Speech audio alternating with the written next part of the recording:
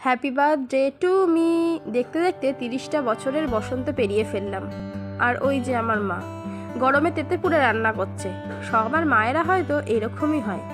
এই যে মা একটা ছোট শব্দ, কিন্তু এই ছোট শব্দটার মধ্যে যেন আমাদের সারা পৃথিবী লুকিয়ে থাকে।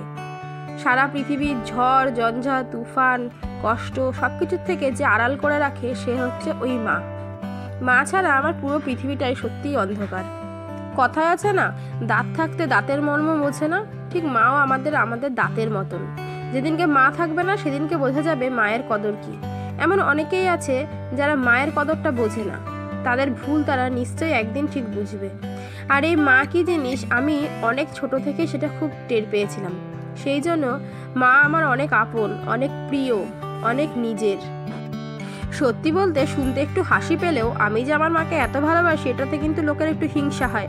আরে হিংসে কিসের, তোমরাও তোমার মাকে ভালোবাসো, তাই না? যাই হোক, মেয়ের জন্মদিন উপলক্ষে 5 রকম ভাজা, ডাল, তরকারি, মাংস, মাছ, পায়েস, চাটনি, কোনো কিছু আর বাদ রাখেনি। আমি বলেছিলাম এত বয়স হয়ে গেছে, এখন জন্মদিন পালন করার কোনো দরকার নেই, কিন্তু কে কার কথা শোনে।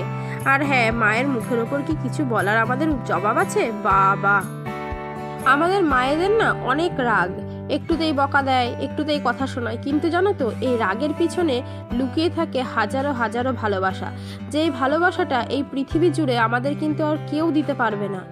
আর এই রাগের অভিমানের জবাব একটাই, তাদেরকেও অনেক অনেক ভালোবাসো। দেখবে মাকে গিয়ে ভালোবাসা জড়িয়ে ধরো, তাদের রাগ কোথায় উধাও হয়ে যাবে। মা, আমার তোমার কাছে একটাই চাওয়া এই জন্মদিনে, তুমি শুধু এখন হাজারো হাজারো বছর আমার সঙ্গে থেকো, আমার পাশে থেকো, আর তোমার আশীর্বাদ ভালোবাসার হাতটা আমার মাথায় রেখো। বন্ধুরা, যদি ভিডিও ভালো লেগে থাকে তাহলে প্লিজ লাইক শেয়ার করো এবং চ্যানেলটি না অবশ্যই সাবস্ক্রাইব করে দিও। Tata, by.